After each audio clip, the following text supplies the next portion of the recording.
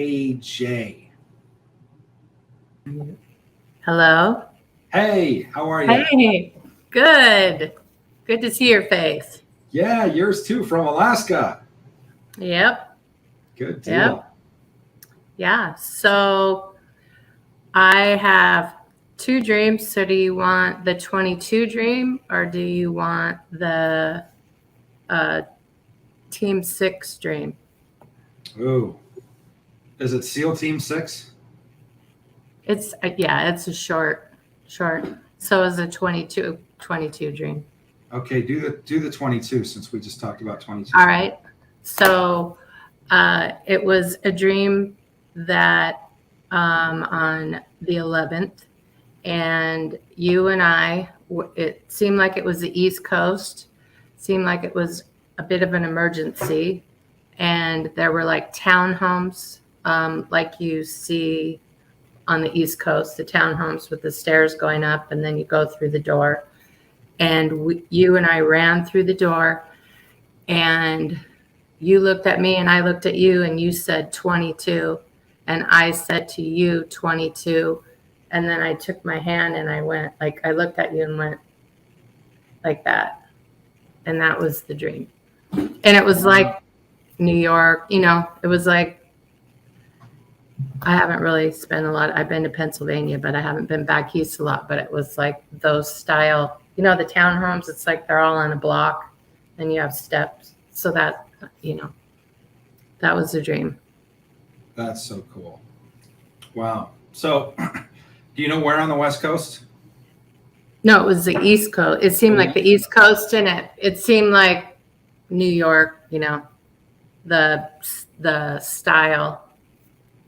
It could be DC, New York, Boston, but the style of townhomes. They're like brick and they're all in a row. Then they have like 5 or 6 or 7 steps you run up to go into the building. Yeah, brownstone houses. Okay, thank you. Okay, yeah. Cool. Yeah. So we're on the East Coast. We were going up the stairs. Did you say we were running? We were like running away from something? We weren't running away from something, but it seemed like we needed to get to something quickly, like it was an emergency. And so we went up through the door. We were inside, and that's when you looked at me. You said 22. I looked at you and said 22. And I took my right hand and went like that. And the door open? No, there was no door. I was like showing you, and I turned without saying any words. I went like this. Wow. And turned like a prophetic act. Sounds like the idea of a prophetic act. It's interesting that, I said 22 and you said 22. It's like we knew instantly, the double 22. Yeah. God has been bringing that up in dreams. Like this is like the third dream that we've talked about, Isaiah 22:22. And in fact, I'm going to pull it up and read it. There's a couple of variations, not variations. There's a couple of different versions that I want to read it in just because I want us to get the fullest understanding. Since this is something on God's mind and he wants to talk about it, I want to lean in, right? Mm-hmm. He will be a father to those who live in Jerusalem and to the people of Judah. I will place on his shoulder the key to the house of David. What he opens, no one can shut, and what he shuts, no one can open. I will drive him like a peg into a firm place, a seat of honor from the house of his father. All the glory of his family will hang on him, its offsprings and offshoots, all its lesser vessels and the bowls to all the jars. Wow, there's a level of depth in that. So that's NIV. Let me see what NASB says. Then I will set the key of the house of David on his shoulder. Of course, it talks about the government being upon his shoulders, right? Yeah. So the key of the house of David is really interesting because, of course, the promise that God made to David was that he would always have, that if he followed the Lord with all of his heart, he would never cease to have one of his members or one of his descendants on the throne, right? Mm-hmm. When he opens, when he opens, no one will shut, when he shuts, no No one man. will open. It doesn't even say door. It just says when he opens, no one will shut. That's fascinating. One other version. Let me check out the NKJV, and then we'll do the Amplified. The key of the house of David I will lay on his shoulders, so he shall open and no one shall shut. He shall shut and no one will open. Okay, that's pretty similar. Let's do the amp. Amp it up. Amp it up. Then I will set on his shoulder the key of the house of David. When he opens, no one will shut. When he shuts, no one will open. Interesting. I always thought that verse, and in some versions it does have the word door, but in those last two it didn't have the word door. It just says when he opens, no one will shut. He shuts, no one will open. So the idea of us trading the double 22 back and forth, and then you just kind of, doing the prophetic act of like, I'm going to put the key in and turn it. I think it's a prophetic act, and I think it represents something that God wants turned, open, or shut on the East Coast. So it's interesting because it's location, right? Things you look for intelligence to be actionable, there needs to be like times, dates, locations. So this is locations. The East Coast. It's interesting when you talked about the brick buildings and the brick houses. It reminded me of Boston, and of course, Boston was the site of the Boston Massacre, Trenton and Concord. The whole entire start of the Revolutionary War happened in and around the suburbs of Boston. And then, of course, you have Bunker Hill, and there's just so much history related to the Revolutionary War that happens in the city of Boston. The Philadelphia Church reminds me of the North Church, which I think wasn't the North Church in Boston as well, which was Paul Revere's bride. There's so much related to our history that goes back to the East Coast, but I feel like what God is saying is there's some things that need to be shut and or open. So we were walking up stairs as if to go into a townhome, right? And were we still on the outside? We ran. It was like it was a bit of an emergency, and we weren't scared or anything. We just ran up the stairs and went inside the door, and then that's when we had our dialogue. We went inside. Went inside. Went inside, yeah. So it's interesting, because when you go through a door and you have the key of David, it would make sense that you would be shutting something, especially if you felt like it was an emergency. You either had to get away or had to get to something. It would be the idea of shutting the door behind you or locking the door behind you so no one else has access to the place that you are in. Does that make sense? Does that resonate with you? It makes sense. Yeah. But you looked at me and you said 22, and I said 22, and then I went like this. So it's cool because it's like, it reminds me of, the nuclear protocol, and if you're in the missile silos and it has two nuclear officers and you both have to turn the key at the same time, and you kind of got to, 3, 2, 1, turn. Oh, wow. No one person can do it on their own. And that's so good. I like that. That's so good. Yeah, and the idea of nuclear, that's literally opening a door, and it's it's like a cargo bay door. It's a missile silo door, and nobody's going to shut that door. Like once that sucker opens, ain't nobody shutting it. Mm-hmm. And so the idea of the ramifications of, it's an act of war. If you're like in a situation where you're next to a Russian sub, just to open the torpedo doors or to open the missile doors is considered an act of war because it's an act of aggression. Because of course they know what happens next. So the idea of opening a door can also be the idea of literally opening war. It can be a declaration of open warfare. Mm-hmm. So I think it's fascinating that you're talking about the East Coast. God's reminding me of the Revolutionary War, and then we throw the whole nuclear thing into the mix. It's the idea of literally devastation on an enemy that's about to be unleashed that can't be stopped, and that is just beyond any type of conventional warfare. And I feel sorry, John, keep talking. Go ahead. I had a sense that like we had to turn the key. Mm-hmm. Like we had to turn the key. Yeah. Wow. So super interesting. Yeah. as I was doing this, working on this abortion dream last night, actually. Are you fading out?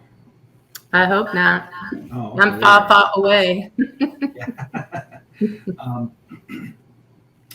I felt like God gave a strategy and a strategy for how to win this case in the Supreme Court. And it's like Wow. to the point that it makes me want to look up the attorneys and get in touch with them because it's that much of a download. And I'll share it briefly. I won't go into the whole decode, but it's the idea of, I've studied pretty extensively both George Washington and Abraham Lincoln, but probably more so Abraham Lincoln because he showed up in a couple of dreams. And so I did some really deep dives on, 15, 20 hours of documentaries and stuff that, in a 35, 40-hour book. Can you still hear me? Yep. Mm-hmm. Okay. I'll look like I faded out for a minute. But, when he debated Douglas, the Lincoln-Douglas debates are fascinating because it was all about the question of slavery. And what he did is clearly, if you read the Constitution, was crafted in such a way that slavery was really allowed. It was kind of winked at, So looking at the Constitution, which is why they needed a constitutional amendment, arguing the Constitution, you couldn't win the argument on slavery. And so what he did is he went back to the Declaration of Independence. Yeah. Which is the document that really was a declaration of war itself on, the oppressors of England or, the king in particular. But he said, we hold these truths to be self-evident that all men are created equal.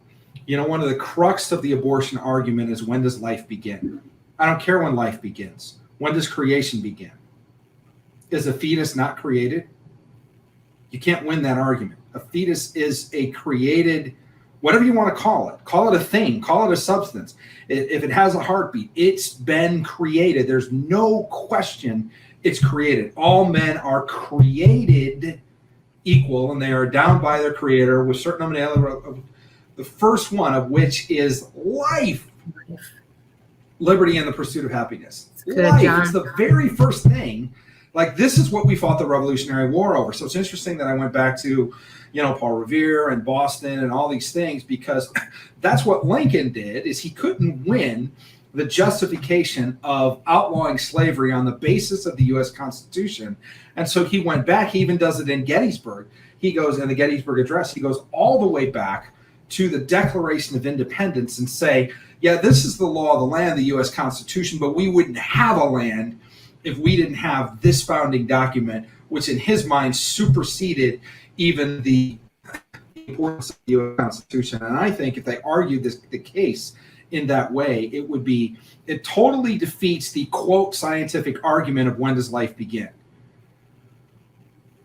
Wow. The pursuit of life. Who needs to pursue life unless somebody who isn't fully formed yet and can't survive on their own? Like, are you kidding me? They're a created being. They want to pursue the inalienable right of the pursuit of life.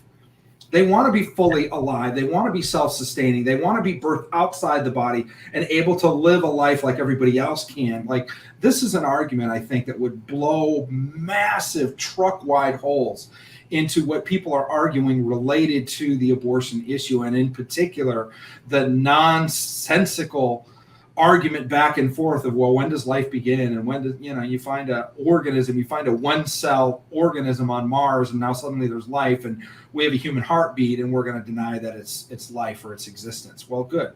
Let's go back to creation. When does creation begin? Mm-hmm. So anyway, I just feel like there's something that is happening, and we can feel it in the dreams that are being discussed tonight, and the things that God's put on the heart of people to bring this kind of the forefront and say, he's worried, he's concerned. He's not worried. He's concerned about this issue, and he's concerned about 50 years of death in America that's been mandated by people who are supposed leaders and who follow the Constitution, which was based initially on the Ten Commandments, on the law of Moses. That's where we got our legal precedents for the U.S. Constitution. And the founding fathers looked heavily into a biblical basis and a moral basis to have the authority to declare the law of the land. So I think the idea of, look, we're already inside, but there's an emergency, which means there's something happening right now that needs to be addressed. What's happening right now is the argument in the Supreme Court related to this issue. Yeah. So we pray that you'll be able to